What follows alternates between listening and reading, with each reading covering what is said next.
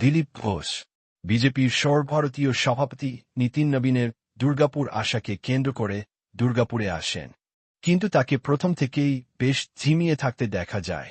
সব নেতাদের মাঝেও তিনি যেন একাকিত্বে ভুগছিলেন। বিজেপির থেকে আজও তিনি সেভাবে গুরুত্ব পান না। প্রথমত বিবাহ পরে শাস্ত্রী জগন্নাথ মন্দিরে যাওয়াকে কেন্দ্র করে মশা জুটির গুড় বুকে আর তিনি নেই। মোদি বা শাহের সফরে তিনি ডাক পান না। রাজনৈতিক মহলের মতে এখানেও ডাক পেতেন না যদি না তিনি দুর্গাপুর বর্ধমান লোকসভা কেন্দ্রের প্রার্থী না থাকতেন। এখন রাজ্য জুড়ে প্রশ্ন, তাকে কি বিধানসভা ভোটে প্রার্থী করা হবে? যদি হয় তবে কোন আসনে করা হবে? দুর্গাপুর কি তার পছন্দের তালিকায় রয়েছে?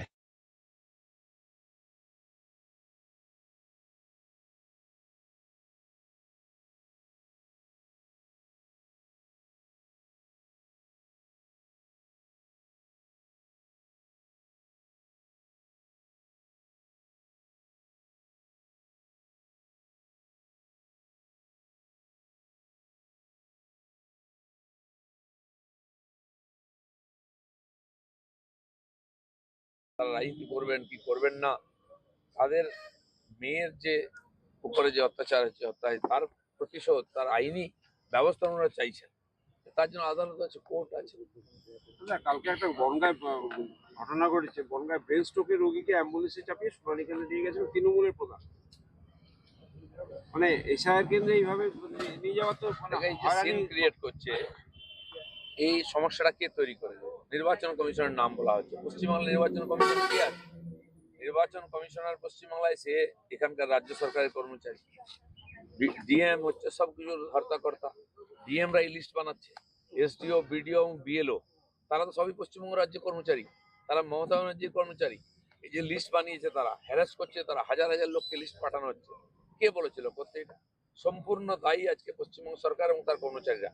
আর সেটা বিজেপি এবং কেন্দ্রীয় নির্বাচন কমিশনের ঘাড়ে চাপানোর চেষ্টা চলছে রাজনীতির জন্য। এই লোকগুলোকে নিয়ে যাচ্ছে কেন? সেই কর্মচারীরা যে রাজ্য কর্মচারী হয়, তাদের যে ধমকে দিয়ে আপনি ভুল নাম ঢোকাচ্ছেন, তাকে কেন বলছেন না যে বয়স্ক মানুষের বাড়িতে গিয়ে ভেরিফিকেশন করো? কোর কমিটিতে ডাকা হয়, মিটিং এ থাকি। বাকি একাধিক কমিটি হয়েছে, তাদের সবাইকে রাখা হয়, সমস্ত কর্মীদেরকে। আর যারা এখনো কোনো কমিটিতে নেই, তারাও কোনো না কোনো কমিটিতে আসবেন। নির্বাচনের পুরো সময় দিয়ে, পরিশ্রম দিয়ে সবাই আমরা কাজ করবো। দিলীপ ঘোষের পছন্দ কি খড়গপুর না দুর্গাপুর? সেটা পার্টি ঠিক করবে। পার্টি ঠিক করবে তো।